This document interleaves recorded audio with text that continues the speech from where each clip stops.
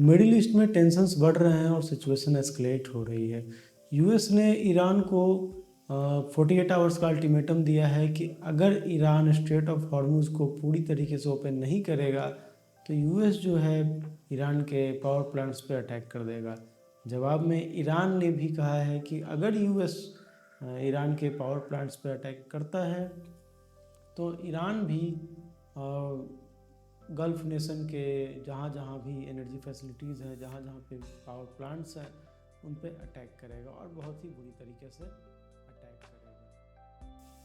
तो ईरान ने जो कहा है कि वो स्ट्रेट ऑफ हॉर्मुज को कम्प्लीटली ब्लॉक कर देगा, तो ये ऑलमोस्ट इम्पॉसिबल टास्क है। ये बहुत ही डिफ़िकल्ट और इम्पॉसिबल टास्क है, क्योंकि देखिए स्ट्रेट ऑफ हॉर्मुज एक नैरो सी रूट है जहाँ से वर्ल्ड ऑयल का 20% पास होता है, और उस कंडीशन में ये बहुत ही इम्पोर्टेंट हो जाता है।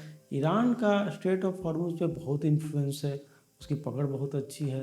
वो चाहे तो माइंस बिछा सकता है, छोटे बोट से अटैक कर सकता है, ड्रोन से अटैक कर सकता है, सबमरीन्स लगा सकता है, इन सब चीज़ों से वो अटैक कर सकता है। और चूँकि स्ट्रेट ऑफ हॉर्मुज बहुत ही जो है नैरो रास्ता है, वाटरवे है, तो वहाँ से वो थोड़ी बहुत एक्टिविटी भी उस जगह की ट्रैफिक को पूरी तरीके से डिस्टर्ब कर सकती है। ये सच्चाई है, क्योंकि ईरान चाहे तो ये सब चीज़ें करके स्ट्रेट ऑफ हॉर्मुज में चल रहे ट्रैफिक्स को डिस्टर्ब कर सकता है। परंतु ये कहा जाना कि कम्प्लीटली स्ट्रेट ऑफ हॉर्मुज को ब्लॉक कर दिया जाएगा, जैसे एक रोड को ब्लॉक किया जाता है उस तरीके से, ये ऑलमोस्ट इम्पॉसिबल है। अगर ये ब्लॉकेट ईरान कर भी देता है तो कुछ ही दिन तक ये कर पाएगा, शायद कुछ दिनों के लिए, शायद कुछ वीक्स के लिए।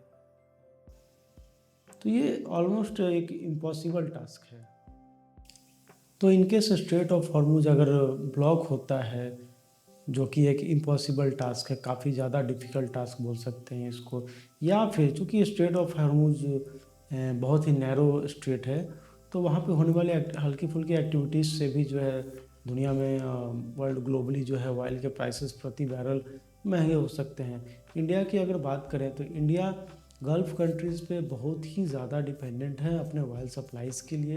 तो इंडिया में पेट्रोल, डीजल, एलपीजी महंगे हो सकते हैं, और इतना ही नहीं, बहुत सी चीज़ें जो स्ट्रेट ऑफ हॉर्मुज के थ्रू पास होकर आती हैं, वो भी डेली एसेंशियल्स की जो चीज़ें होंगी वो भी महंगी हो सकती हैं। तो ओवरऑल इन्फ्लेशन बढ़ सकता है, ट्रांसपोर्ट का कॉस्ट भी बढ़ सकता है, फ्लाइट की टिकट्स महंगी हो सकती है, इंडियन रुपीज़ वीक हो सकता है, और इन सब चीज़ों का बर्डन देश की इकोनॉमी पे आ सकता है।